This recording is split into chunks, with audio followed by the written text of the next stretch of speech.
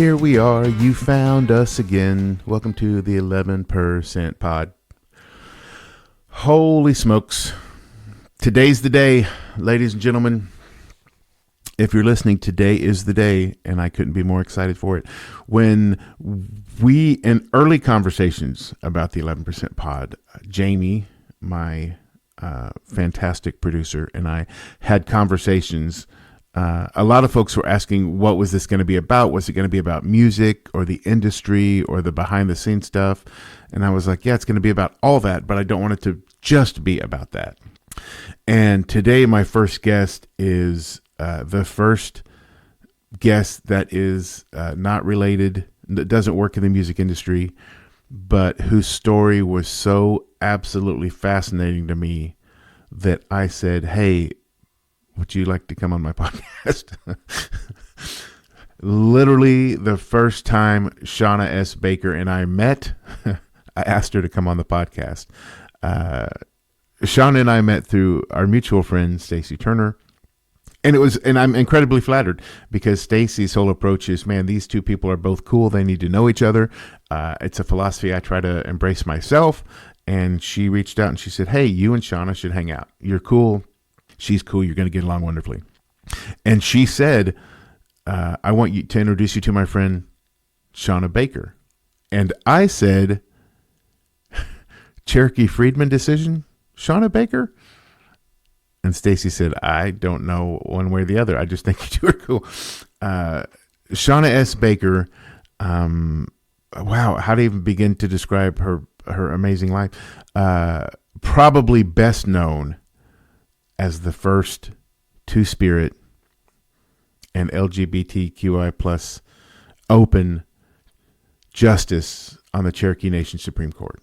I knew Shawna because she was the one who wrote and issued the Cherokee freedmen decision, and only 15 or 16 pages, which is what makes it so astounding. But that's beside the point.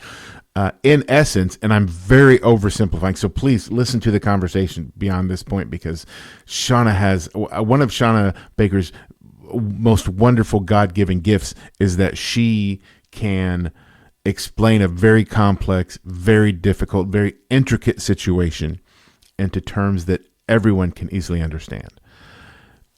It's a gift I wish I had, but it's one that she most definitely does. And in a nutshell, the Cherokee freedmen decision said that slaves held by Cherokees were entitled to be tribal members of the Cherokee Nation. Again, that's the most basic oversimplification. But I will tell you, in my poli-sci nerd legal history studying self, I do believe that's the first time in history that any nation has gone back and removed language from their constitution. Not an amendment where they went back and said, hey, we did, but where they said we were wrong from day one, and we're going to take this language out. And Shawna had, and by the way, that's like one of thousands of accomplishments Shawna has had, but it's the one that fascinates me. And when we met, I sat down and I said, holy smokes, this is just, wow, it's so great to meet you. And just a fascinating story. And man, could I fanboy out about the freedmen decision and, you know, even the economy of words and the language usage was so strong. And she explained to me, and I'm not going to tell you here because she does a much better job in the interview we had, but she explained the approach that she took, and it made me almost want to just tear up in a good way. So we discussed it, and we talked about so many other things. Because I will tell you, so again, I try to introduce two cool people to each other if I think they don't know. And I've introduced Shawna to a friend or two of mine, and they all have come back and been like, holy cow, she's one of the most fascinating people I've ever met. Not just because of what she's done, that's almost secondary to who she is and what she stands for and what she is all about. And we had a wonderful conversation. I cannot imagine running marathons without, I can't imagine running marathons anyway, much less without music in my ears. But we talked about her physical accomplishments as well as her legal ones. And it was just one of the best conversations I've had, and a nice affirmation that maybe taking this outside of the music industry would be a wise choice, because I know everyone's going to find her conversation and her history and her whole philosophy just as fascinating and wonderful as I did. So thanks for joining us. This is Johnny Bouchard and Shawna S. Baker on the 11% Pod.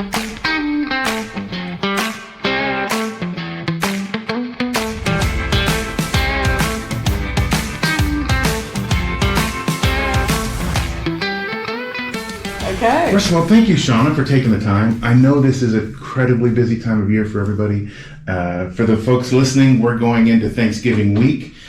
This is Monday. It's a gloomy day outside, so it's a perfect day for a bright and sunny conversation. And I really appreciate you taking the time. I'm delighted to be here. Thank you so much for the invitation. Okay, we're going to start with the first five true or false facts. 5 facts about Shawna Baker that may or may not be true. Number 1, true or false? In becoming the first person in her family to go to college, Shawna S. Baker did not enroll in pre-law or political science at John Brown University, instead choosing to study biology and pre-med as her major. That is true. You didn't necessarily leave those behind, though. The science part didn't get left behind as you move forward, and we're going to talk some about that. True or false, in August of 2020, Shawna S. Baker became the first Two-Spirit LGBTQI plus person and only the 3rd woman ever to be appointed to the Cherokee Nation Supreme Court. That is also true. We're going to talk a lot about that. Number 3, Shawna S. Baker was invited but declined to participate in the smash hit world record-setting fundraising single "We Are the World." Oh, I so wish that was true, but unfortunately it's false. I'm taking the law of averages. I ask every person this question, and I'm praying that someday somebody's going to say yes, just because we have to. Number 4, true or false? Shawna S. Baker holds multiple degrees, including a law degree from the University of Tulsa, a master's from the University of Tulsa, a master's from NYU, a master's from Columbia, a bachelor's from John Brown University. I'm not even going to keep on reading them, but multiple degrees in multiple fields. Yes, very true. And then lastly, and you knew this question was coming because this is going to be a topic we're going to talk about quite a bit. True or false? On February 22nd, 2021, Shawna S. Baker's first written opinion was published, effective Cherokee Nation versus Nash and Van V. Zink, which granted full citizen rights to Cherokee freedmen, descendants of African American people previously enslaved by Cherokee Indians, thus ending the discrimination against those on the reservation and at large who were not Cherokee by blood. That is also true. Holy moly! There is I do these to plant seeds for the conversation, and there are so many roads we're going to take today. But I want to start off with because I think some of the listeners may not be familiar with the expression Two-Spirit. Yes. And I thought, man, there is no worse person to try to describe that than a white, middle-aged, landowning, straight male. So for those folks who aren't, what is Two-Spirit? I've heard the expression before, and you and I have talked about it, but what exactly is Two-Spirit? The term Two-Spirit came about probably 20 years ago at a sort of a gathering of many tribal nations, and I actually think it might have been in Canada where the conference took place. And it's sort of a universal term that's been adopted, and it's actually used in a couple of different ways. If you were to say that Shawna Baker is a Two-Spirit person, it's usually being used in such a way to convey that not only am I a tribal citizen, but I am also a member of the LGBTQ plus community. Mm-hmm. So those two things added together is one way that it's used. Within a tribal community, Two-Spirit is used more specifically by some individuals to convey that they may be gender non-binary or maybe fluid in their sexuality. So each tribal nation had different ways and different words to express different orientations prior to colonization. And this is a phrase that, or a term that some people adopt today to more fully represent their identities. Is it safe to say all of the different labels that you mentioned, you identify strongly with all of them. I mean, I don't see you as more a tribal member than a member of the LGBTQI plus community. I see you as of course, but I see you as an advocate and an activist, a voice for so many different groups. I am someone that day in and day out, I believe that my sort of mission on this earth is to help uplift those who are underprivileged and underserved and a part of the marginalized communities. And I am a woman, and I've been in rooms where I'm the only woman, and in those rooms I speak for women. If I'm in a room of predominantly heterosexual people, then I'm often speaking, again, for the marginalized community, which is the Two-Spirit LGBTQ plus community. Without a doubt, there are many times outside, particularly of Oklahoma, that you'll be in rooms where I'm the only tribal citizen. Mm-hmm. And in those moments, I am representing not only the Cherokee Nation or the tribal community at large, but hopefully I represent Indian country well. And it's one of those great privileges when they all intersect, and you can be in a room and sort of wear your multiple hats and represent everyone. But yes, no, I do see myself in all of those terms, but on a general sort of level, coming back to the Two-Spirit term, I would say that if I'm inside of my tribal community, I would just simply say Shawna Baker is a lesbian woman versus Shawna Baker is Two-Spirit. That makes sense. Thank you for explaining. Yes. I'd like to start about how your journey began, because I would have falsely assumed that anyone who was a tribal Supreme Court justice at some point came from a long line of tribal Supreme Court justices or a long line of attorneys. But you were actually the first member of your family to go to college. What was growing up like? And I know later on when we talked about the freedmen decision, and in our last conversation, I talked about the phenomenal economy of words that you used in that. And you said that your growing up had a big part to do with that. So how does Shawna S. Baker's story start? I grew up in Adair County, Oklahoma, which is right on the Oklahoma-Arkansas border, south of Siloam Springs, for those people who are somewhat familiar, about 100 miles east of Tulsa. And in that community, Adair County happens to have the largest number of Cherokee citizens per capita in the world, and it has the largest number of tribally enrolled citizens in the state of Oklahoma, or at least at that time, but I believe it's still true today.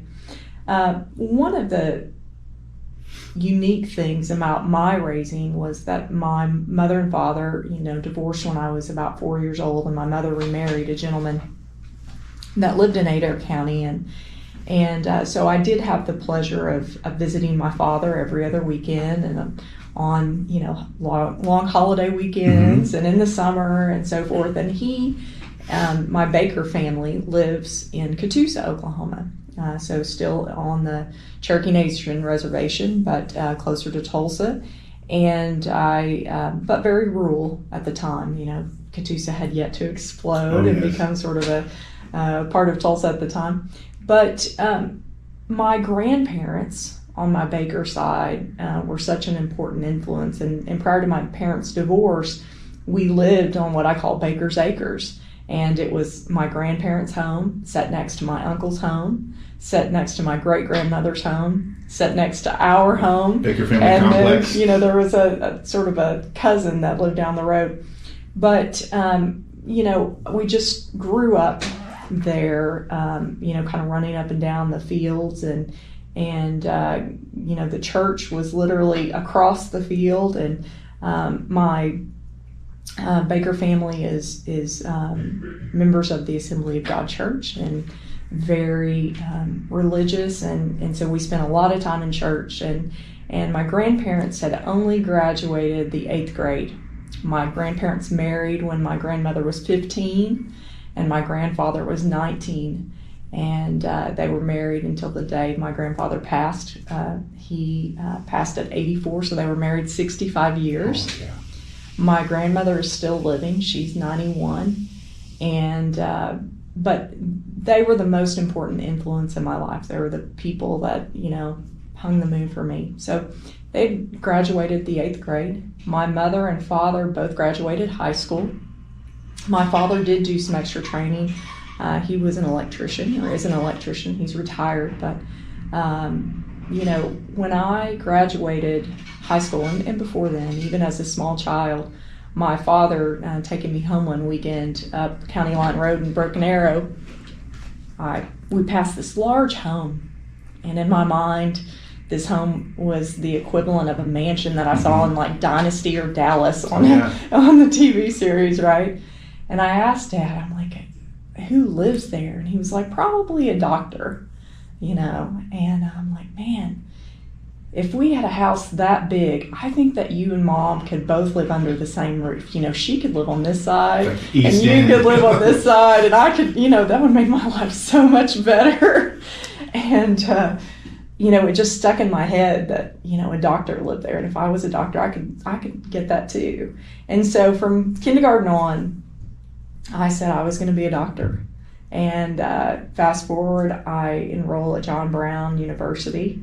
And I enrolled, coming back to where you kind of began one of your true and false questions, as a pre-med major for biology and chemistry. And so, it was just sort of written in stone from the time that I was a small child that I was going to go to college, and there was nothing that was going to stop me. That's fantastic. First of all, I think you would have been an amazing doctor had you chosen to pursue that career. So for everybody listening, Shawna and I met through our mutual friend Stacy Turner, and Stacy had asked me a couple months ago, do you know Shawna Baker? And I think I said, Freeman decision, Shawna Baker? And Stacy said, I don't know what you're talking about. Like, we run together, and she's just cool, and you guys need to hang out. But when I started doing my research, and through the conversation that you and I have had, it's, to me, the childhood of folks who go on to be very impactful is fascinating. And there was that generation we had where the divorced kids were every other weekend, or you split holidays, or there's some type of schedule. You're missing somebody all the time is kind of how I felt when I was going through that. And I like to think the approach that we've taken, my ex is one of my better friends and we get along well.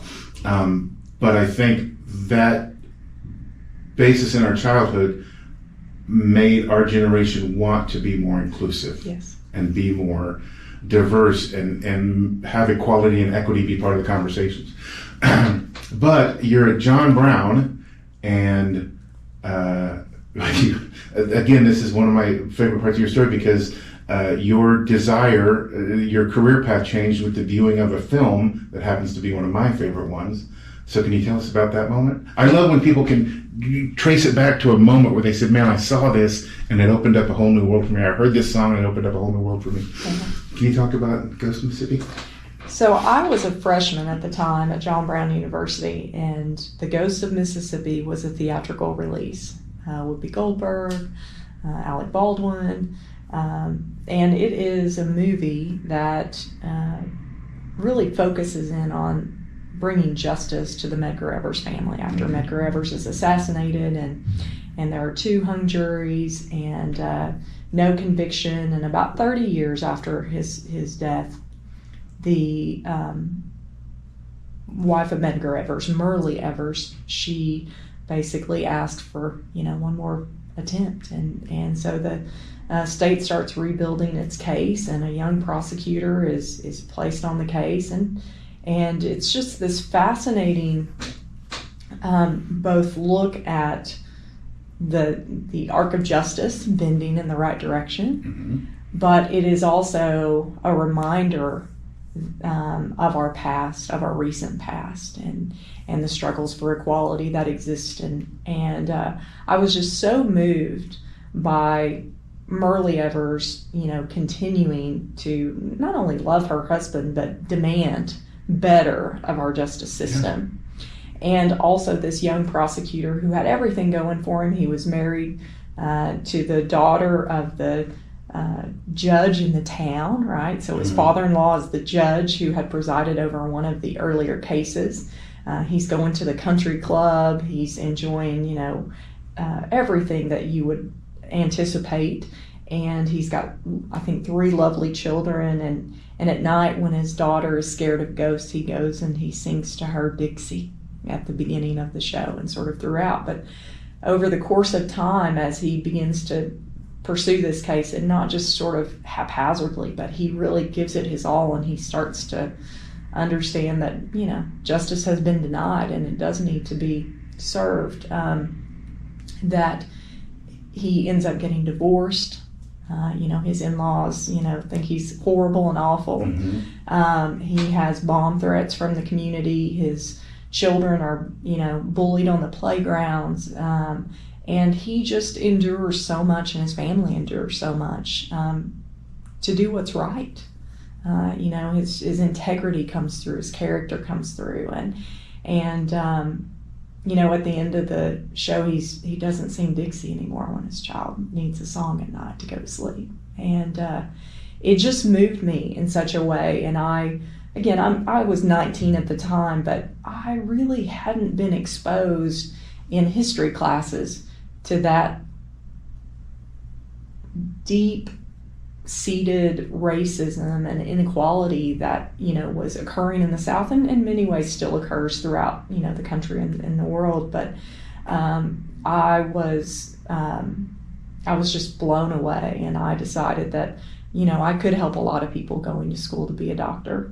I thought I was going to be an orthopedic surgeon, and I loved sports and loved to play them, and I thought my knee has given me some difficulties in pursuing those passions, and if I can help rebuild somebody else's knee or other joint, that would be fantastic. But I really felt after that movie that I could do more good in the world if I shifted to law school. And the beautiful thing is that to go to law school, you simply need to pass what's called the LSAT, the test, and you can major in anything that you want to major in. So I was able to remain a pre-med biology major and study chemistry, and then a couple years later I graduated from John Brown in 3 years. But I was able to take the LSAT and go to law school. Have you ever thought, and I think one of the things that you and I share, and I'm not meaning this as an insult, by the way, I'm not one much for looking back. I'm not a what if that would have been different. Have you ever said, what if it'd been a different film?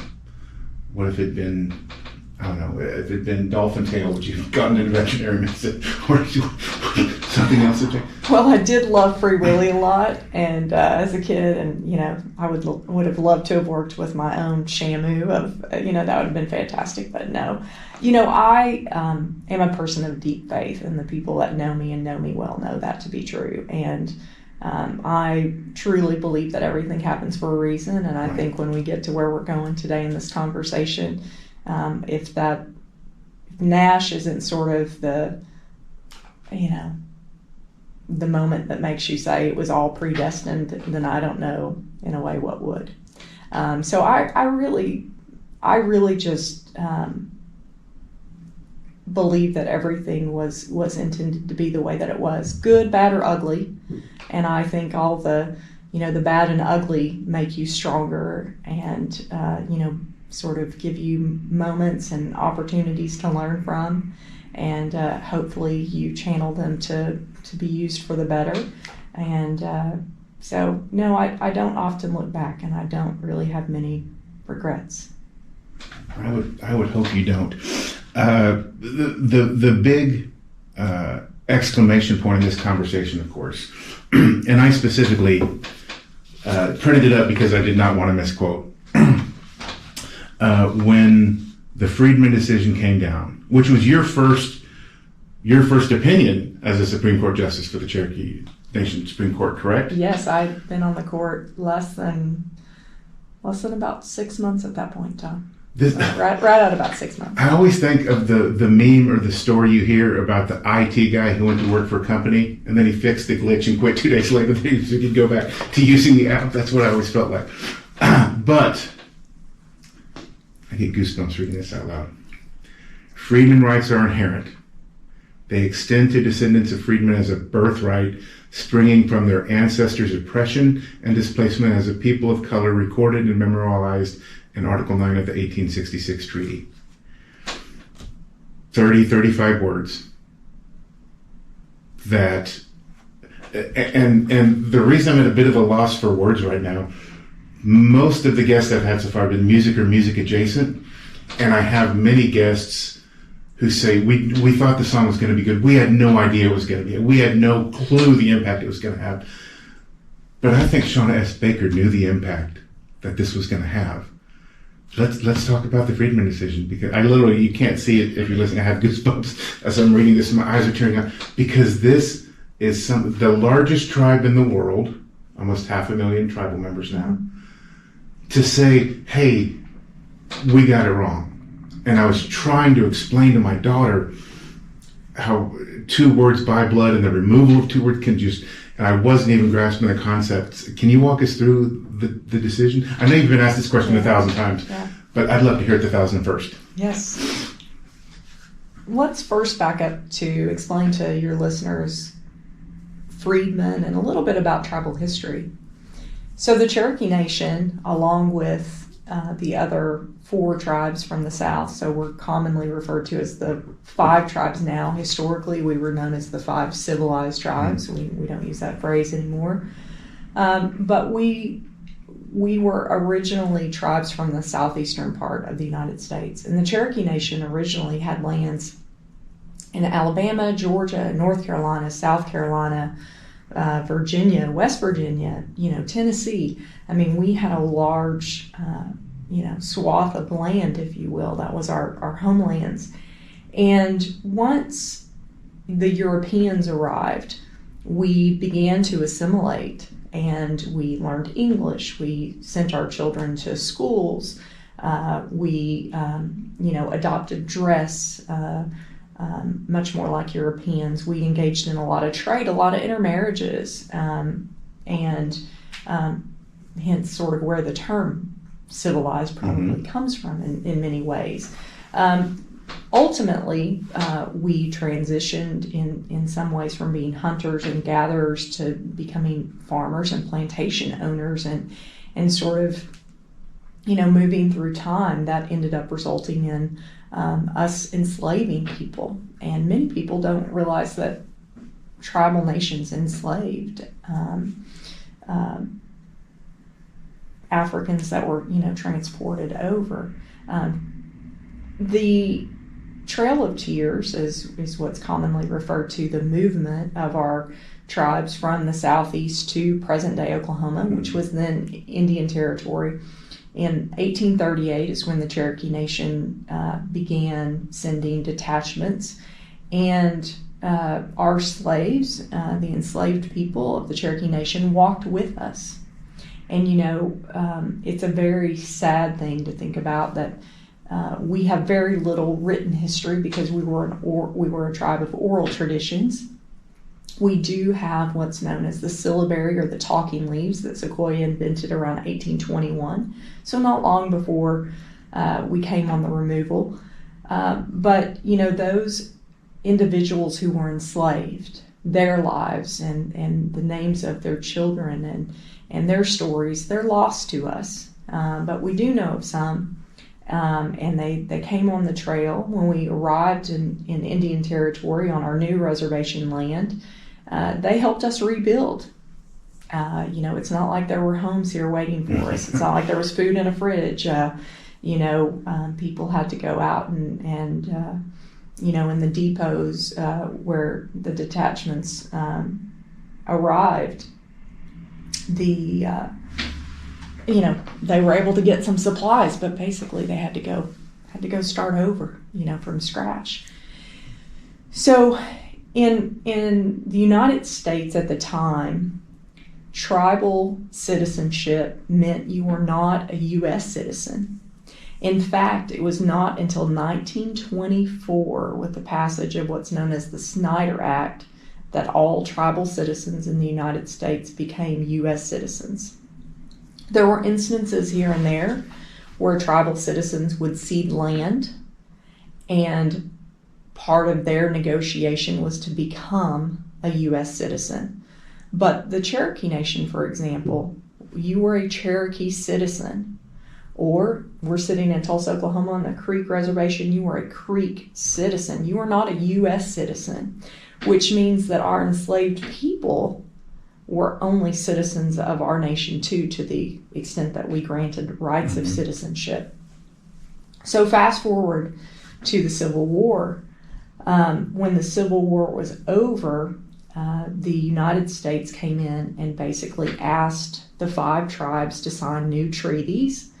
And one of the things that, just sort of putting a pin in it for just a moment, is that the 13th Amendment had passed at that point, which was to allow in the United States people of color to be citizens, right? And the 14th Amendment was in circulation. And when we think of the 14th Amendment, we typically think of the phrase that everybody's entitled to equal protection, regardless of their race or their religion or their disabilities or all of these things. So due process and equal protection are typically what we think of when we think of the 14th Amendment. And the 15th Amendment, obviously was coming down the line, which was going to grant the right to vote to those African American men who were citizens of the United States. But again, this is roughly 1866. So the Cherokee Nation had around 1863, if I'm remembering the date correctly, abolished slavery within our tribal nation. But because we are a sovereign entity, we are a country at this point in time that's really no different than Spain or France or England, and hence why you are seeing the United States come to the Cherokee Nation's leaders and asking the chief to sign and the council to sign a treaty. A treaty is between 2 countries, right? Yeah. And so we are a sovereign entity, and today we're still a sovereign entity. However, it is now shifted a little bit, where today I like to tell people it's a good analogy maybe to think of the Vatican. The Vatican is its own sovereign. It has its own government. It has its own, it owns obviously properties all over the world. It has its own bank and so forth, if you will. But it is a country that is located within the city of Rome, which is located within the country of Italy, guarded by the Swiss Guard, right? So the Cherokee Nation is still a sovereign entity today, but less so in the sense that we don't have to provide for protection. Obviously we're part of the United States. But in 1866, when we signed this treaty, one of the things that we're doing is we provide in this article that our enslaved people will now be free and will enjoy the same rights of citizenship as tribal citizens by blood. So you are a tribal citizen who is Cherokee, or you are a tribal citizen now who was enslaved because you or your family member came from Africa. But now everyone gets equal rights. So within the Cherokee Nation, the freedmen, the Cherokee freedmen, did enjoy years of prosperity as far as equal rights. There were even individuals that were elected to council. We have roads in Tahlequah named after some of these individuals, like the Stick Ross Road, which is a major road in Tahlequah. They received equal shares when it came time to allot our lands, when we were told to allot the lands in the early 1900s.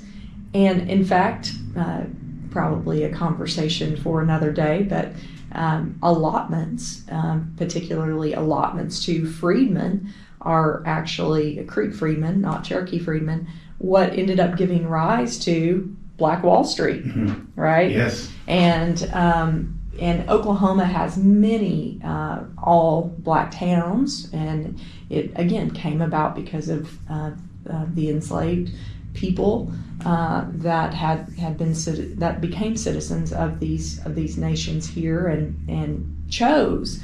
Each freedman had the right to either remain a tribal citizen, or they could have left the tribal reservations and they could have moved, let's say, to Chicago, for example. And there was a time period in there where they really got to choose, do I want to become a U.S. citizen, or do I want to remain a Creek citizen or a Cherokee citizen, or what do I want to do? And once that date passed, that's when what we call like the Dawes rules were set. And it's based on that rule whether or not you have citizenship today. We are all obviously descendants of those people today. So in the up to the early 1900s through allotment, you see that freedmen citizens are given equal rights. But the United States around 1898 passed the Curtis Act. And the Curtis Act, along with many other things that were happening in the U.S. and not only then but later, were trying to dismantle the tribes. And the Curtis Act basically said we're not gonna allow the tribes to have their own executive branches, their own legislative branches, their own courts anymore. We're gonna take that from them. And we, obviously had children that were sent to boarding schools without the consent of their families, and they were unable to speak their languages, and they were unable to, participate in their tribal ceremonies, and endured horrific circumstances. They had a lot of requirements for child labor in these places, and their hair was cut, and they weren't fed well, and we know so many people perished. In addition to the boarding schools, there was a phrase at the time that was sort of the United States policy, which was kill the Indian, save the man, right? And so over time, around the 1950s or so, there was sort of these opportunities, if you will, that were put in place to encourage tribal citizens to move to larger cities like LA or Chicago or wherever. The idea being that, well, if you marry someone and your blood quantum will dilute, and again we'll kill this Indian and save the man. So fast forward to 1975, there is a new law that basically allows tribes to self-govern, and that kind of comes back online, if you will. And in the self-governance era, the tribes have been without leadership of their own that they elected now for roughly 75 years or so. And so they go in and they create new constitutions and elect new leaders. And think about, during those 75 years, how much sort of institutional memory was lost, right? Not only institutional memory is lost, but you do have ongoing assimilation, right? This is no longer Indian territory anymore. It's part of Oklahoma, and all of these things that have happened. And then you think, even though Oklahoma, if you look at it on a map, it's not what you think is the South. I think you and I both would say exactly. we are in the South. We are definitely South. At least this side of the state, this eastern side of the state, for sure. And so again, 1975, what's been happening in the South? What's been happening in the country with the civil rights movement and all of these things? And so when the new Cherokee Nation Constitution in 1975 was drafted, it was drafted in such a way that in certain provisions, for example, the election of the chief, said that you could only run for that office if you were Cherokee by blood. So as a way to distinguish, rights of citizens. And this was, repeated in a couple of places. It's found in certain statutes. It's found in some administrative codes and so forth. And so ultimately, freedmen descendants began to litigate this issue, and they persevered for many years. And there were a number of Cherokee Nation Supreme Court, some called the Judicial Appeals Tribunal before we became the Supreme Court. Same thing, but we had two names, if you will, over time, that basically said Cherokees, being sovereign, have the right, if they want to draft a constitution to create these different tiers of citizenship, they can. And so, again, persevering, the freedmen citizens ultimately got the council to agree to sort of put this to bed once and for all.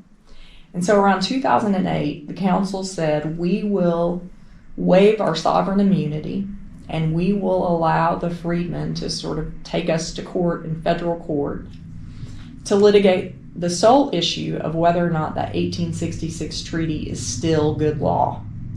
Because the Cherokee Nation's position was the U.S. had violated that treaty in multiple ways. Oh, yeah.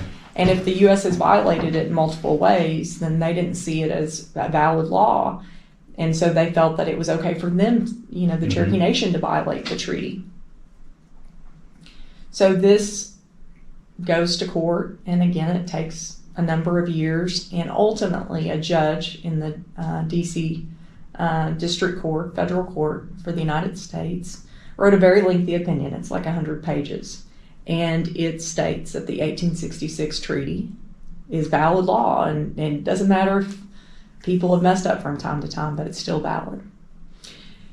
When that decision came down, then the opinion was recorded in the Cherokee Nation Supreme Court, which is what you do with orders from other courts. You record them. So this gets recorded around 2017, I think, is the date. And nothing really happens. Life in the Cherokee Nation, as far as, the laws continue to look the same. There's no action taken as an amendment to the Constitution to strike it. So the people don't take that on. The council doesn't take that on to enact new laws, to amend any laws that they've passed in statute or whatever. So ultimately, the freedmen come back to court and really with the help of the Attorney General at the time, and basically ask the Supreme Court, will you strike this language?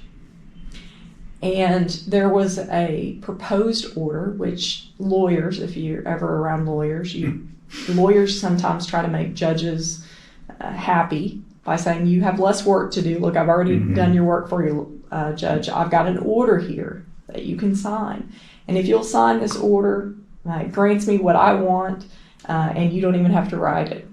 And the order that was presented by the Attorney General was very procedural, and it just said, in this language can be stricken. But there really wasn't any, if you will, explanation as to why it could be stricken. And again, very procedural. If I'm a non-lawyer reading this, I wouldn't be able to understand. It would be like reading a completely foreign language to me. So I asked my peers on the court if they would be so kind as to allow me the opportunity, but really the honor of writing that opinion. Because as someone who is a member of the Two-Spirit LGBTQ plus community, I know how many United States Supreme Court cases have come down during, my adulthood that have brought me to tears. And the first one was when I was a baby lawyer. I'd maybe been out of law school about a year at the time. Lawrence versus Texas came down, and it said you can no longer be criminally prosecuted because of who you love. And, this is the old days of, the dial-up AOL, right? Exactly. Sitting there refreshing, and it was just, a very momentous day. Like, I know exactly where I was. I know how I felt. It's just solidified in your mind. And then you move forward in time to, like the marriage equality cases and so forth. And it just means something for someone to say that, yes, you have been wronged. We see it, but now we're gonna correct that. And for me, I could just sort of feel this electric in the air, and I knew that this was one of those moments in time that was really profound. Maybe it didn't seem profound to other people. It seemed profound to other people. But it was profound to me, and I knew it. And so I was like, I need to meet this moment. Like, I'm in the moment and I can feel it, and I need to meet it. And, you know, this is not a time for like imposter syndrome, to think you're not smart enough to write the opinion, or, you know, whatever. I mean, it's time to step up and say, like, I was meant for this. This is what I'm made for. This is the reason, if I think about it, maybe my entire career exists is because I was meant to be in this room at this moment for this reason, and now I need to step into it. And so I took I don't know, it's maybe the first of the week, maybe a Tuesday or so that we met, Monday or Tuesday, and I said, may I have through the weekend to write the opinion? And so I sat down and, you know, locked the door on the house and sat there and started trying to write the opinion. And it was really important to me to write an opinion that anyone, hopefully anyone, can pick up, and that they can read it with ease, and that they can understand it. Because coming back to my grandparents, I've always believed that if I can have a conversation with someone and explain it to them, I need to have the same conversation if I were explaining the same exact issue with my grandparents. You know, I'm not using different words. I'm not trying to impress somebody with my vocabulary. You know, let's just, you know, treat each other with respect. And I should be able to explain this. You know, no matter how difficult the issue, we should be able to explain it to anyone, right? Everybody should understand. So I wanted to write it in such a way that if my grandparents picked up that opinion, that they would be like, oh, I can follow her logic. I can follow the reasoning. This makes sense to me. And that there would be understanding. My grandmother is a Cherokee citizen. And so the understanding for those who are Cherokee citizens that may not have been in favor of the by blood being stricken, I wanted to help them understand why. That this was truly the law, and this wasn't some rogue judge, right, going crazy. Right, exactly. And at the same time, I wanted to hopefully write an opinion that would bring some healing to the freedmen community, because they had been wronged for so long, and they had been hurting, and they had persevered, and again, going back to knowing what it's like to have read an opinion that can really mean something. I wanted to give them that. And so, you know, I had multiple sort of desires, but ultimately I just wanted to be used to write the best opinion possible. And I had to mentally think through, how do you just strike two words in a constitution? I mean, a constitution is the ultimate law that basically creates a framework for building a nation. So, you know, I don't know that prior to that somebody had been asked to strike language in a constitution before. It's not a constitutional amendment even, right? It is the Constitution. I will tell you, so I did my best version of research. I could not find where they said we're going to strike language from the Constitution. Amendments, of course. Yeah. Hey, we need to change this, and that's what makes it even so much more impactful. So I can tell you that I sat in my house, and it took me a while to think through it, and you know, it was sort of easy to write about 85% of it, but it was sort of like, how do I get this last sort of part to come online? You know, how do I connect the dots? And so ultimately, just thinking about this treaty, and this treaty is, you know, again, signed by our tribal leaders, our chief, our council at the time. And, you know, these treaties are very weighty. and it existed in 1866, and now here we are in 2021. And the Constitution in 1975 existed for about 20-something years. We created a new Constitution in 1999 that we ultimately say as the Cherokee Nation came online in 2003, but it's largely the same, the two constitutions. Very minimal differences. So how do you strike this language? And ultimately, I said that it was what's called void ab initio, which means the language by blood was void from the moment it was conceived in someone's mind, because there was already law that existed in the treaty that said this had to be equal. And so therefore, if equality must be sort of the foundation, then you can't, in the Constitution, which came over 100 years later, you can't basically carve in a new exception. And so, about 4 months ago now, I think July of 2025. It was July 20. The Creek Nation Supreme Court dealt with the same issue, only for their citizens. And it was very affirming to see other, esteemed jurists who considered the issue from, again, a completely different sovereign's perspective, their own treaty at play. They ultimately used the same language that was void ab initio. It sounded incredibly familiar. There was maybe a sentence or two that I was like, oh, is that a quote?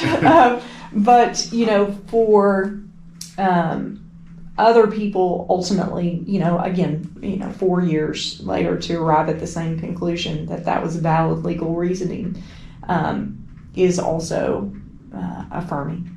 And, but yeah, it was just one of those moments where you could feel the electric in the room and you knew you needed to step up and meet it. So. This is a perfect example of what is wrong with our society today. And allow me to explain that. You have too many people like me who are PMS, pale, male, and stale, going into the conversation assuming everybody else is on the same page. And you were the one who said, well, let's explain what freedmen is for those who are listening to that. And I just had the assumption that everybody's going to be on my same train of thought. So thank you for explaining that. But I read the Creek opinion probably a couple weeks ago, and some of it sounded incredibly familiar. But even more so, and for those of you listening at home, when you hear legal opinion, you think of those 100 and 150 pages. This is 15 or 16 pages. Yeah. It was not only that, but I'm getting goosebumps again. It was a good read. It was a good, engaging read. Whether you're a legal scholar or not, whether you're a political science nerd like me or not, it's a good read. And you sit it down and you say, why did it take us so long to have somebody say, hey, we can crystallize this argument in words that everybody can understand? And I sat there after I read the Creek, and I reread it just a couple days ago while I was doing research for this, and I can't help but wonder if Shawna's upbringing had been different, what would the language have been like? Meaning, what if some other tribes maybe have followed, I'll put it that way, and may still continue to, because I don't think there are other tribes that have said, hey, the freedmen complex issue is very complex, and we've talked about it, but we're not ready to make a decision yet. We're not ready to move forward, or we're going to let it sit as it has been. But the idea that, and correct me if I'm wrong, because you would be the expert here, at no time in our written history has anyone ever looked back favorably on someone who denied rights to a different group. I can't recall it ever happening. And it took us to 2021, or the Cherokee Nation in this case, to say, hey, we're going to kind of put this to bed once and for all. And doing so in a way that made sense to both. It wasn't like you ignored the folks who wanted to leave by blood end. I mean, you addressed it. You said, hey, this is not a one-sided thing. It's not like there's an easy answer for this. But this is what the law states. This is what our people state. This is how we should move forward. And I I've had a few moments in my life where you've been in that moment and you know you're in that moment and you're on that energy and you're writing it. And it's, but nothing that I think would be as impactful as this. I think growing up in Adair County, I just had the right set of circumstances, everything aligned. Wilma Mankiller was chief from the time that I was in the second grade until I was a senior in high school. First female First chief. and only female chief. Today. And, she was very present in the community. She lived in Adair County. Now she lives closer to Stillwell in a small community known as Bell. But, she was present. And she was focused on, lifting everyone, but she lifted people in a way by thinking about basic needs. And water, for example, is what she's really well known for, bringing water to communities. And simultaneously, while she is chief of the Cherokee Nation, and I get to see a female leader, I've had the privilege of living in a sovereign nation that's had a woman as its leader.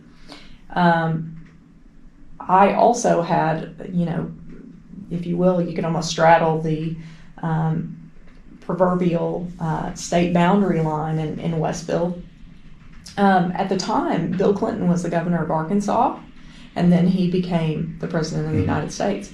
So, there were leaders in my life that I would see locally, but also would see them on the news, would read about them in the newspaper, and just this idea that we need to help people. We need to think about them in such a way, and by doing so, when we lift sort of the water table, we all rise, right? And so it was just, again, perfect set of circumstances. The universe knows what it's doing, doesn't it? I will tell you, again, kind of digging into some research, I really appreciated, as a sovereign nation citizen, not of the Cherokee Nation, I'm a citizen of Potawatomi Nation, I appreciated Chief Hoskins' approach afterwards. We said, hey, this is something that we had to make right, and we're acknowledging that it hadn't been made right in the past, And one of the interviews I saw he did, that's what led me down the rabbit hole of seeing if there had been language removed from a constitution, and I wasn't able to find. That's why I say it's so impactful, not just to the Cherokee Nation, as obviously the ripple effect now other nations are saying, hey, this is valid law, this makes sense, this is how we have to move forward. But it also gives freedom for folks to ask questions even and say, hey, wait a minute, if we were wrong here, and we're admitting it, we're owning it, we're doing better, where else may we have been wrong? Not necessarily in the Cherokee Nation, but anywhere. And that's about as impactful as you can get. Yeah. Chief Hoskin is an amazing leader, a very kind man. If you have a chance to sit down and visit with him, he had signed a executive order in 2020, I think maybe November of 2020. And he, at that time, said that within the Cherokee Nation there was no room for discrimination, not only for freedmen. There was in the executive order sort of tailored more towards the freedmen, but he also included sexual orientation and gender identity in that as well. And he is, someone who believes that all of his tribal citizens deserve dignity and deserve to be, that they are all citizens, and he serves each and every one of us. And, he is the chief that nominated me to the court for, council obviously voted. But I think that we are in a moment in time where we are evolving in what I would consider a positive way, right? Where we truly are embracing people, and we are truly saying that we're stronger when we stand together. And back to, as we've all heard the lines that we have more alike than we have different, right? Than our differences. So, I think that some of the really neat things that Chief Hoskin has done is that he created museum level exhibit that talks about the freedmen, their history, pre-removal, post-removal, obviously the Nash case as well. This was on display in our Cherokee Nation Supreme Court building, which is on the square in Tahlequah, which is a building we use now like a museum. And then it is traveling. So it moved to the AHA building in downtown Tulsa for a while. It's been in Fort Smith. But he has also convened a task force to attempt a very difficult feat, which is to put some sort of monetary amount on, sort of quantifying, if you will, the labor of the then enslaved people when they arrived in Oklahoma helping us rebuild. How much, if we were paying people basically in those times, how much was all of that labor worth? And he is really trying to lift sort of the veil off of that past in such a way, and to be transparent, to say we did these things and we're trying the best that we can now to take accountability, really, and again, to continue to promote healing. That's, to me, I think one of the most astounding parts of this whole conversation is one of the best pieces of advice I ever got in my life was a friend of mine, a guy I was working with, said, man, it's okay to make mistakes if you own it and you say, man, I made a mistake and I'm learning from it and I want to move forward and I don't want to make it again. Sovereign nation governments don't do that normally. National governments don't do that. People as a whole don't do that normally. But here, the largest tribe in the world said, hey, we approached this the wrong way and we shouldn't have, and we're going to fix it. And every interview I've seen with, I've never sat down in a room with Chief Hoskins, but every interview I've seen with him, and by the few folks I know who have interacted with him, it's a genuine, sincere, he wants to move forward in the best way possible. What's going to benefit the most people in the best way? And I don't think you see a lot of that anywhere, much less on a governmental level. Yes, he is. I think he's a very good leader, and I think that he is, again, he truly sees himself as a leader of every single Cherokee citizen, and I think he tries to lift us all up and lift up our communities, and he tackles that on multiple fronts. Am I out of line if I were to say that the decision you're most proud of? Without a doubt. It's difficult to think, that's, not only was it my first decision, but for your viewers and listeners, the decision was a unanimous decision, so it was signed by all 5 justices. So once everybody read it, they all signed on and said, yes, we agree with that reasoning and logic. But once you've had a decision of that magnitude, I think it would be hard-pressed to say that there will be another decision that comes before the Cherokee Nation Supreme Court in modern history, recent history included, that's going to be as profound. I mean, there may be another case, but it may be 50 years from now. It may be 100 years from now. There may not be. I don't know. But in present day, it is certainly going to be, I think, the most profound case for a very long time. I am just, it's still, and I know we've just talked about this, and I don't want to make you feel awkward by fanboying. It's astounding that was, again, the word economy, being able to present this in a way that anyone could read it, anyone could fully understand it. It's as impactful as it is. And like I said, we're at the point now where, I want to say July 17th, but it may have been July 20th. Other tribes are saying, hey, this logic makes sense for us as well. Yeah, the Nash decision, I think anytime somebody is the first, it takes pressure off of the second. Truly. Right? Yeah. And being the first to step out and do that, I mean, I'm grateful that I was surrounded by 4 other, men on the Supreme Court at the time that, again, once they read the opinion, said, yes, the logic and the reasoning is good, and we're all going to sign on, and it's going to be unanimous. It's possible in legal opinions, if you agree with the outcome, for example, let's strike the words by blood, but I don't agree with the logic or the reasoning and how the author got there. Mm-hmm. Judges can do what's called a concurrence. They can say, I concur in the opinion, but I don't necessarily, for different reasons. For different reasons. That was not the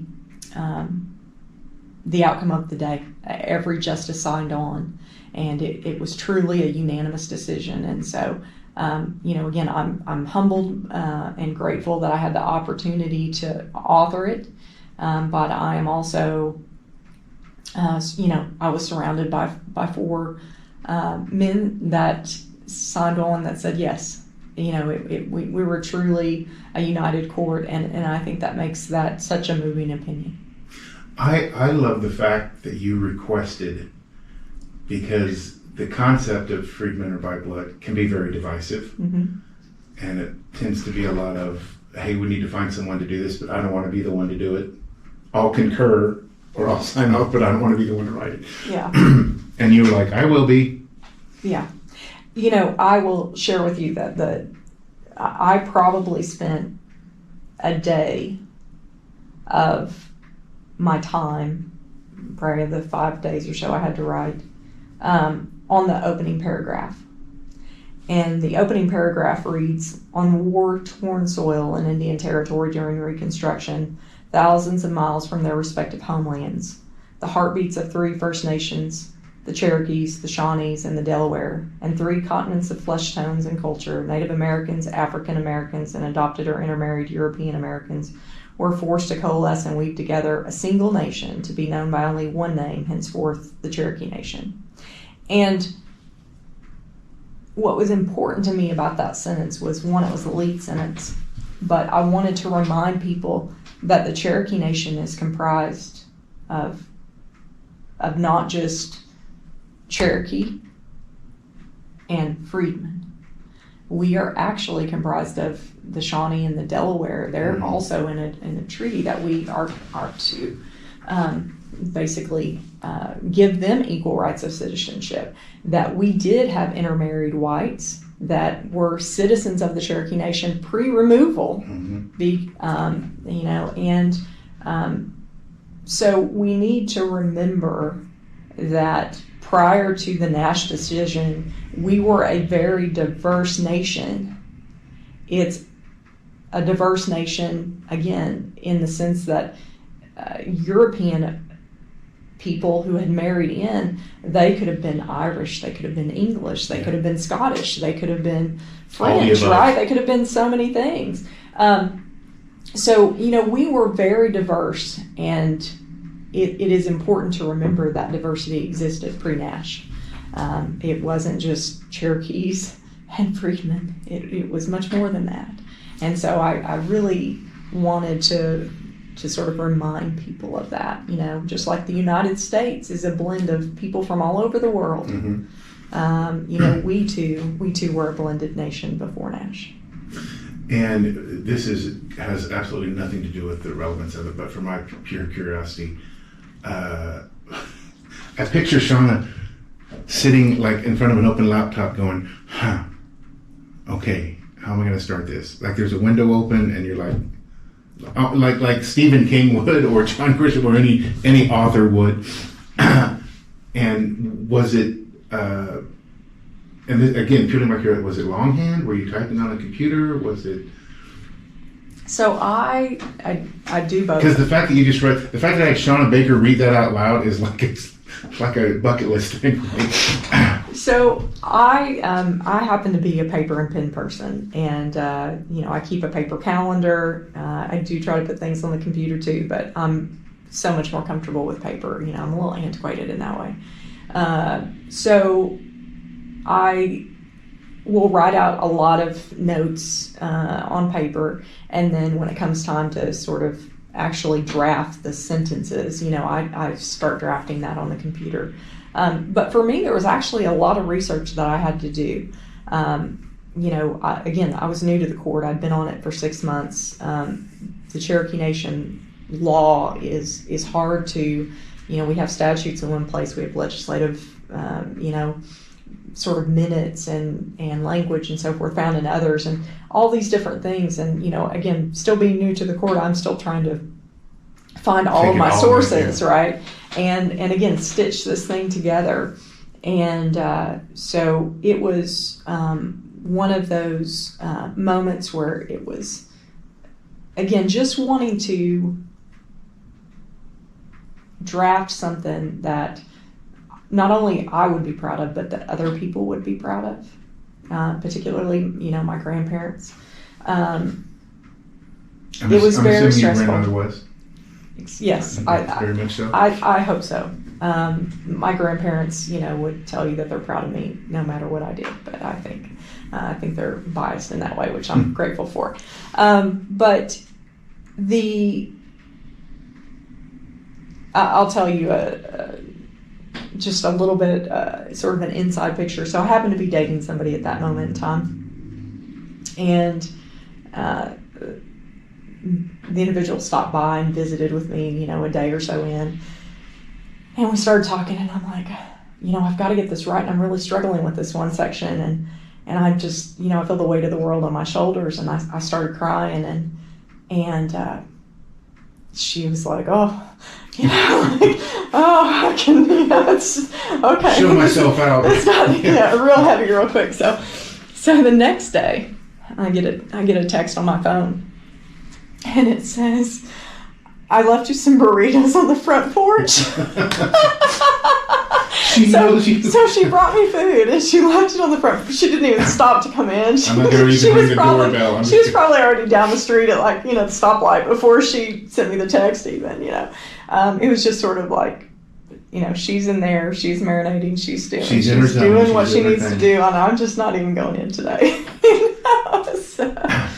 What can you, and there may not be one, can you, with your expertise, do you know what you think the next big issue might be? Because I'm not sure all the listeners know, the quote-unquote freedmen issue really was a big thing, not just with Cherokee Nation, but every tribe that's ever existed, I feel like. What do you think, looking forward, the next big thing might be? I think for the 5 tribes, we're still sort of working through McGirt, which came down several years ago, around 2021 as well. And so McGirt basically says that the reservations are intact, and because our reservations are intact, then our tribes have, particularly our courts, have the ability to have cases brought before it, cases that arise out of criminal matters. Now, is it tribal citizens only, or anyone on tribal land? Tribal citizens. Now, there are some issues right now percolating in sort of the Creek Nation about whether or not it means a tribal citizen only of the tribe in which you're on the reservation land. So if I'm a Cherokee tribal citizen on the Cherokee reservation, or can I be a Creek citizen on the Cherokee reservation? Those sorts of things. But generally speaking, it is if you are a tribal citizen who commits a crime on a tribal reservation, you can be prosecuted by that tribe. But I think the big issue arising from McGirt with the freedmen, anyway, that intersection, is within federal law. And so, in fact, Chief Hoskin has gone to Congress and has testified about this on a couple of occasions. And the difference, there's a disparity right now in treatment in federal court. So as a Cherokee citizen, if I commit what's called a major crime, so let's say that I go out and I murder someone, the law is currently set up in such a way that for what is considered major crimes, and there's a handful of them, there's a list of them, the federal government has a right to sort of have first bite at the apple for prosecution purposes, and you can be prosecuted in federal court. Now, the tribes can still prosecute you themselves It's not double jeopardy. It's not seen that way. But because, again, tribal, two different sovereigns, right? The United States, but also the tribal government. But when it comes to, again, this major crime, because the feds get the first bite at the apple, or the tribe would have the option as well, the state is excluded. Mm-hmm.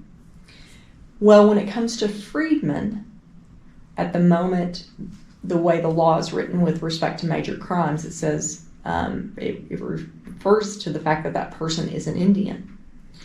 And Indian is defined in federal law. And the freedmen don't fit that definition. And so if I have a friend who is a freedman descendant and they commit murder on the Cherokee Nation reservation, rather than the feds getting the first bite at the apple, or the tribe also having concurrent jurisdiction, it's actually the state of Oklahoma that would prosecute them. So there's a disparity in that treatment. Oh, yeah. And so that is something that is definitely, an issue. And, I think it will be something to sort of watch for coming years. I had a friend, Stacy Turner and I's mutual friend back, who's now a federal judge. And when McGirt happened, when McGirt came down, I happened to see him like 2 days later. And I said, man, what is all this going to mean? And he says, no one has any idea right now. Like, it's got a sort, there's so many cogs at play in this particular machine. And he said, jurisdiction is just like the tip of the iceberg. Like, mm-hmm. And that's a perfect example of how even a upending decision can cause more confusion sometimes than it were to be to begin with. And I think even in the best example I had is when we had a show at Osage, and one of the entertainers said, so am I on Osage land or am I in Tulsa? And I said, and I went to our folks and I said, this is a great opportunity for education here. Because I said, man, it's really tricky. And I could get Terry, who's legal counsel for the Osage, I can get him down there and he may try to explain it. But it's kind of both and it's kind of neither sometimes. It depends on how you look at it. I love the fact that Hollywood types were in the loop enough to understand that something had come down. Yes. But I said, I'm not the one to be able to clearly explain it to you because I'm not sure there is a clear explanation of this. And this was within the last 2 years, so it's still fairly fresh. I just am, when the Creek, so being the poli-sci nerd I am, I knew that the Creek decision would be coming down, and I started kind of looking at it. And I don't think there's any better affirmation than when someone else, and some of that language sounded very familiar, I'll say that, but when someone else says, hey, they were right, there's a very complex issue that's affecting folks across a broad spectrum, they were right. Yes. And we're going to take that same concept and apply it. And I don't know if you'll see other tribes facing the same issue coming down with similar rulings. I'm sure every tribe has folks who are litigating it now, saying, hey, what's going on? But I just can't tell you how, if you're out there listening, it's a good read. And it's not a long read. It's, in 15, 20 minutes, you can get through it.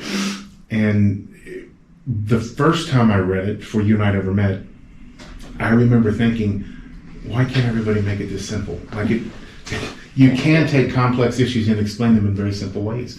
And then when you and I had your conversation, and I think I specifically asked you, man, where did this ability come from? And you said, well, my grandparents only have an 8th grade education.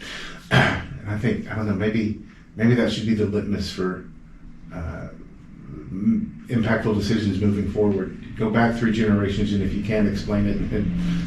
I think we need to even think about our children, though, right? Mm-hmm. So I think, nieces and nephews and all of our children, we should be able to explain issues to them in such a way that they can understand.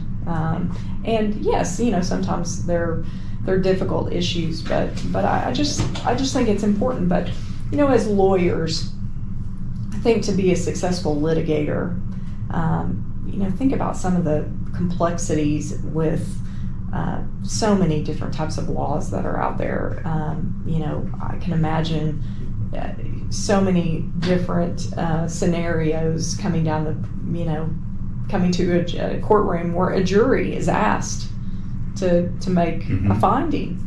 And those litigators are going to be successful if they can speak to each and every juror that's sitting in that juror box, right? Yes. We need to be mindful that so many of us who are educated and that oftentimes, have privileges, the people who are sitting in the jury box are the people that, for one reason or another, they're stay-at-home moms. They're people that can't get an excused, from the judge, or they just say all the perfect things, if you will, when they're asked the questions, but in voir dire. But the people that are sitting in that jury box, we don't know who they are. We don't know what their experiences are. We don't know really what their education level is. But if we're going to win a case, we have to explain it in such a way that each and every one of those 12 people can understand it. And obviously the one or two people who are alternates that are sitting there as well, just in case they need to sub in. And I think if you can do that, I do think that you can be successful. There's no reason that the practice of law in a day-to-day world needs to feel like you're speaking to somebody who's speaking a foreign language. At some point it became that. At some point somebody said, make it sound really hard. And everybody just kind of went down that road. I will tell you, Shawna, we're coming up on an hour and a half. I could spend another 90 minutes talking about the intersection of law and science, law and finance, law and activism, but I want to be respectful of your time. So with that said, we're going to shift to the final 5. Now these questions, much more lighthearted. Okay. And most of my guests are in the music industry, so a couple have a music slant, but I'm willing to bet, being a long distance runner like you are, do you listen to music when you run? I don't, actually. Do you not? I don't. Okay, let's stop. Wait, hold on. First of all, let me get this right. So, Shawna S. Baker will run 26 miles in a row on purpose, usually having to pay money to do that without music. Yes. I can't fathom. I've never made it past I made 150, never made it past 10K, and if I didn't have music, I wouldn't make it half a mile. So I participate as well in full Ironmans. And one of the rules on the course is that you can't have music. You can't have music in Ironman? I did not know that. So if you can't have music, to swim your 2.5 miles, and you can't have music to ride your bike 112, and you can't have music to run your marathon, then there's no reason to train with music, because, you're going to become, your body's going to kind of expect it, right? Acclimated to it. And so, I've always trained in such a way to try to the best of my ability to sort of be race day ready. And so I don't train with music. Wow. Mm-hmm. I don't know if that's disappointing or even more impressive. I can't decide. Well, there are a few music-related questions here. That's feel free to just answer them as you will. Setting all humility aside, for the next 5 questions, please do that. And I know that's not easy for you, but I'm going to ask you to. What's the greatest compliment you ever received, and the story behind it? I don't have a single greatest compliment. I do routinely receive compliments from my clients that, kind of going back to our earlier discussion, thank me for explaining things to them in such a way that they can understand. And that always makes my heart happy. I received a thank you card on Saturday, actually, here at the office. And I'd met with a woman a couple of weeks ago, and she had lost her father unexpectedly in 2021, and now her mother is aging, and there's some difficulties there. And she said, I just don't know what to do. And I said, well, here's what you need to do. Here's kind of a homework list. You don't actually need me, but as a lawyer, to do anything for you, but here's what your next steps are. And so she wrote me this very beautiful handwritten card and just said, I was praying and God brought you into my life, and I'm so grateful. You were an answered prayer, and I'll send everyone I know to you. Perfect. That's really, at the end of the day, that's the best compliment in a way that I can receive as a professional. Oh yeah. I think if I were in a place where I were to think about my legacy, and to think about what sort of the ultimate compliment would be, I would just, I want to know that, my prayer every day is use me to my highest potential. And I just want to fulfill that. And if someone says, she used her gifts to her highest potential, then someday that will be the greatest compliment of all. That is so Shawna. I will say, if I were Shawna Baker, I would have said, when other Supreme Courts say she explained it better than we could, that's a pretty solid compliment. But again, setting all humility aside, what's the best advice anyone has ever given you, and the story behind it? Best advice. That's a difficult one.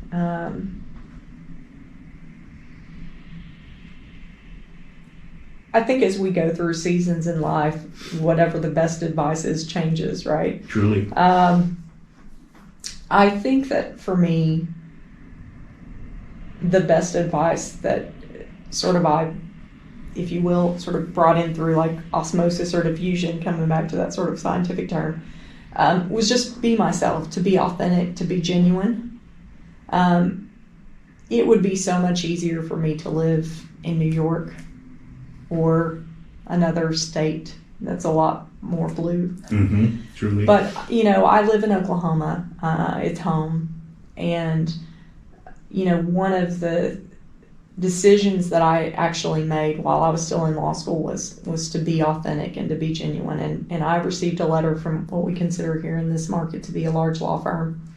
And they said, we'd like to hire you when you graduate. And this was, like August of my third year of law school. So they're hiring you about a year out. And I said, thank you. But before I sign on the dotted line, I just need to make sure you understand who I am. I'm a gay woman, I'm a lesbian, and I just want to make sure you don't have a problem with that. And I knew that they wouldn't. In fact, that's why I chose that law firm to clerk for that summer, to be an intern, because they had an out gay man that was partner of that law firm. And I thought if they can promote someone to be a partner that's, a gay man, they shouldn't have any problems with a lesbian woman. But, nonetheless, I just from day one have said I'm going to be me, and I'm gonna show up every day, and I'm gonna bring my full self. I'm not gonna try to hide parts and try to make everybody else comfortable. I need Shawna in order to be the best person I can be. I've got to bring all of me to the table. So you do. I don't know if you and Stacy have chatted since you and I first met, but after our conversation, I was like, Shawna, first of all, you're an incredible listener. And it's easy to connect with you, which for a person like me who's in the entertainment industry, I tend to keep things right. I said, she is like so real. Like, I want to hang out with her more often. We need to find reasons to come up with, but not training runs. Like, that's not my thing. But we'll keep doing it because it's obviously working. I'm going to assume at some point you listen to some music somewhere in your life.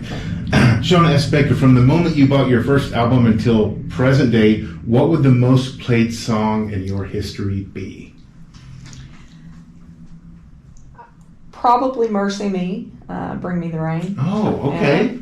Yeah, so probably 25% or so of my playlist at any given point in time is what I would consider, gospel religious music. And but that song's been around about 20 years now. Yeah. And without a doubt, I listen to it once a day. And when I'm going through tough times, I listen to it on repeat and a whole lot more. I just am reminded that, in many ways I ask for this, right? Like I ask for, if I ask to be used, if I ask to sort of, take things to the next level, sometimes we have to go through difficulties to get there. And so, the song is just a reminder that you've asked for the rain, right? You need the rain in order to grow. And so I look at that. I always sort of call those kind of dark times my pruning season. Oh, yeah.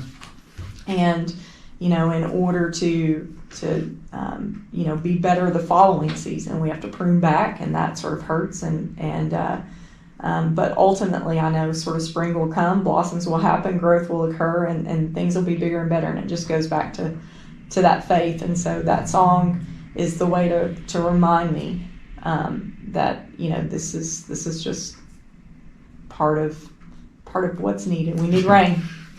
You got to turn the earth over before you can sow the seed. That's for sure. That's a great song too, by the way. Shawna S. Baker, what's the best present you have ever received? Ooh, best present I've ever received. So I'm a Christmas Eve baby. Let's start there. Okay. And Welcome to the club. Yeah. So when you're a Christmas Eve baby, as a kid, I would always receive presents that had Christmas paper on them. And oftentimes my mother would be like, you can go pick whichever one you want first to be your birthday present. I was also like, this really stinks. I'm getting gypped. Getting ripped off. I don't get a cake. I don't get a party. I don't, I need birthday paper. I mean, come on, So when I get birthday presents that are truly legitimately birthday presents, like that makes my heart so happy.